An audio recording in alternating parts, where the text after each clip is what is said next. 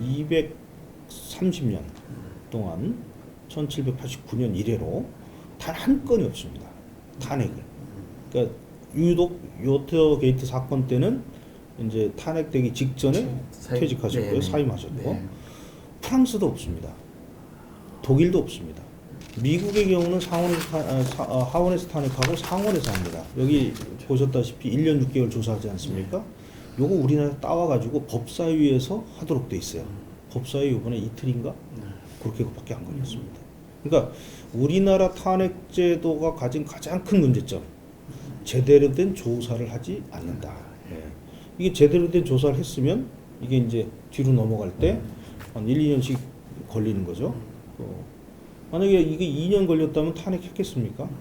두 번째, 우리나라의 탄핵 제도의 가장 큰 문제점, 직무정지 제도입니다. 그렇죠. 위법 위헌인 행위를 한 자는 직무를 정지시켜야지, 이 위헌 위법을 확인하지도 아니하고 지금처럼 그냥 거의 확인 절차 없이 막바로 국무위원을 탄핵하는 지금과 같은 경우에는 오로지 위헌 위법이 아니고 오로지 직무정지를 위해서만, 그 목적으로만 탄핵을 하는 것이 이 헌법 제정 시부터 문제가 되었던 거죠.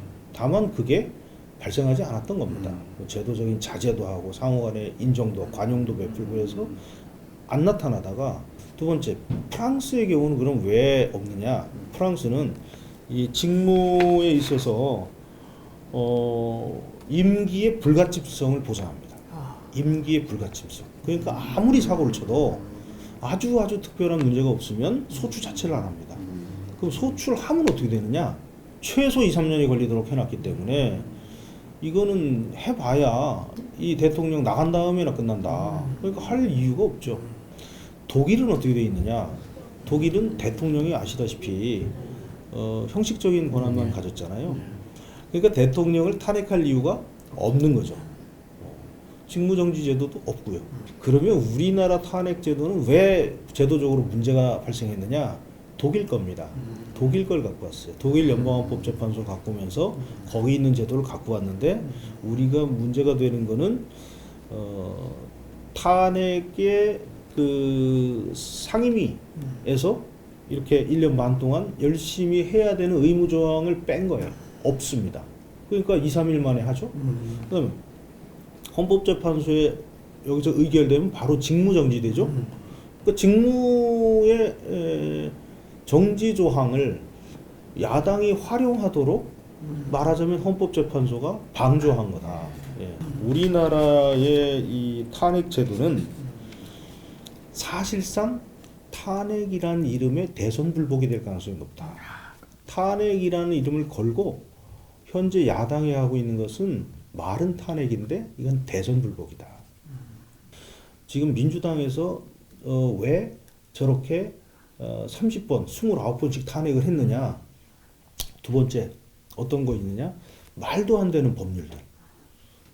이게 진짜 좀 자유민주주의 국가에서는 상상할 수 없는 법률들을 자기들이 만약에 대통령인 여당이었다면 제기 못할 그런 법률들을 마구 내놓고 법률안 제의권, 거부권을 유도하는 겁니다. 수십 차례 그렇게 했습니다. 예산권을 남용했습니다. 예산의 삭감권을 남용해서, 그래야 이게 또 차곡차곡 마일지가 쌓이죠. 이거 탄핵했다가 기각당하잖아요. 무고죄로 처벌을 받아야 되는데 전혀 처벌을 받지 않습니다. 어떤 처벌도 안 받아요. 그리고 정치적인 책임은 질 수는 있습니다. 2003년에 이제 탄핵을 하고, 그리고 나서 탄핵의 와중에 열린우리당을 창당했고 노무현 대통령이 압승을 했거든요. 탄핵 역풍이 불었죠. 이렇게 한번. 그 외에 지금 왜 탄핵을 이렇게 쉽게 할 수 있는지 혹시 생각해 보신 적 있으십니까? 없으시죠? 예. 선거가 없습니다. 예. 뒤에. 한 두세 달 뒤에 선거가 있다면 야당이 이렇게 못합니다. 탄핵 심판을 받거든요. 내년 6월에 있어요. 1년 2개월 후에, 14개월 후에 있으니까 그때 되면 다 잊어버린다는 거죠. 뭐 또 여기에 이제 야당 대표님의 그 사법적인 리스크도 있고, 그런 게 겹치면 요 시기에 탄핵이 되는 겁니다. 개헌을 통해서 시대에 맞지 않는 87 체제를 끝내야 한다는 주장이 많습니다.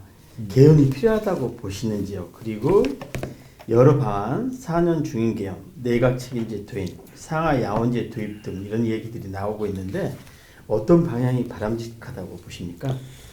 이 87년 체제가 가진 많은 그 장점이 있죠. 이제 전두환 대통령의 독재 체제를 끝내고, 그러니까 7년 단임을 5년 단임으로 줄이고.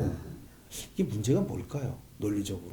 왜 요즘에 나오는 문제하고 연결시켜 보면 이 문제가 발생할 수밖에 없는 논리적인 구조적인 문제가 있다. 그게 뭐냐? 국회가 이니셔티브를 갖고 있어요. 언제? 야당이 150석 이상을 넘어가는 순간 이거는 필시 제왕적 국회 제도가 될 수밖에 없습니다. 더욱이 지금처럼 192석을 갖고 있으면 언제든지 탄핵도 가능하고 법률안 뭐 제2권을 무력화시키는 것도 가능하고 모든 게 가능한 거예요. 그러니까 192석은 거의 얼추 의원 내각제라고 보셔야 돼요. 윤 대통령이 지금 이렇게 어려움을 겪는 거는 바로 그 국회의원 숫자로부터 나오는 거고, 두 가지의 방법이 있습니다.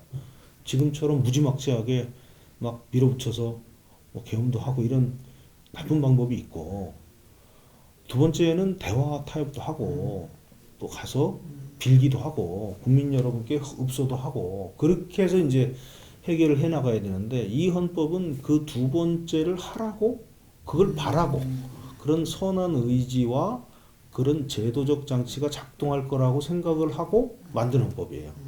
근데 그게 지금 양쪽에서 깨져버린 거죠.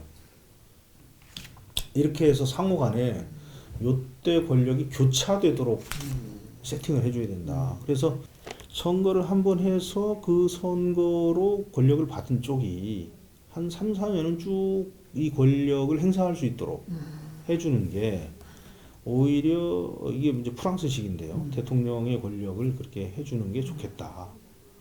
지금처럼 매년 선거를 치르면서 이 선거가 5와 4에 5년짜리와 4년짜리 국회의원선거 계속 엇박자가 나는데 20년에 한 번씩만 딱 맞아요. 최종 매수로. 거기다 지방선거가 들어가지 않습니까?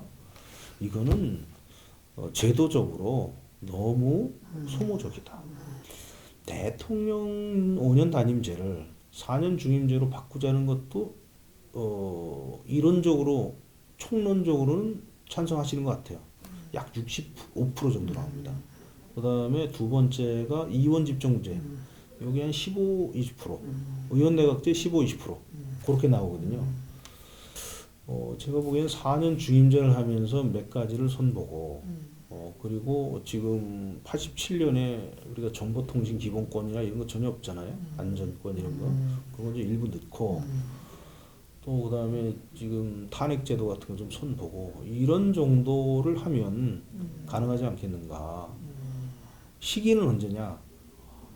개헌의 적기는 지금 왔다고 생각합니다. 대통령께서도 이 대통령 권력이 가장 문제였어요. 대통령 권력이 이걸 계속 반대해 왔기 때문에 유일하게 찬성해.